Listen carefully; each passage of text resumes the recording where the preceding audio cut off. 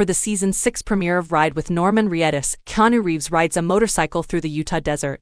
On Sunday's season premiere of Ride with Norman Reedus on AMC, Keanu Reeves rode alongside Norman Reedus over the Utah desert. At the Bonneville Salt Flats, a site of several speed records, the 59-year-old actor paired up with Norman, 54. Out here, it feels like another world. The ancient Wild West's final frontier is Utah. In a voiceover, Norman described the area as a place where outlaws sought refuge and pioneers could forge their own reality. On motorcycles, Norman and Keanu were seen traveling together through the desert. Norman added, referring to Keanu's persona from the 1991 crime-action movie Point Break, "I'm seeing Utah with Johnny Utah." Norman disclosed that he and Keanu had been talking about taking a ride together for a while, and that it had finally come to pass. "It's our first opportunity to interact in person, and I already know that this is going to be an amazing ride," Norman remarked. Keanu provided a humorous history of the Bonneville Salt Flats while acknowledging to the camera that he had misreported every detail. When Norman inquired about Keanu's Arch motorcycle company, the actor replied that it had been founded in 2011 and demonstrated the KR-GT1 model to him. Keanu added, "I kind of call it Metro Modern." Keanu claimed he first became interested in motorcycles while he was a child in Toronto. Motorcycle gangs would frequent Yorkville every summer. "When I was 11 years old and still a very little child, I just remember saying, freedom. It was liberating. It had an alternative vibe.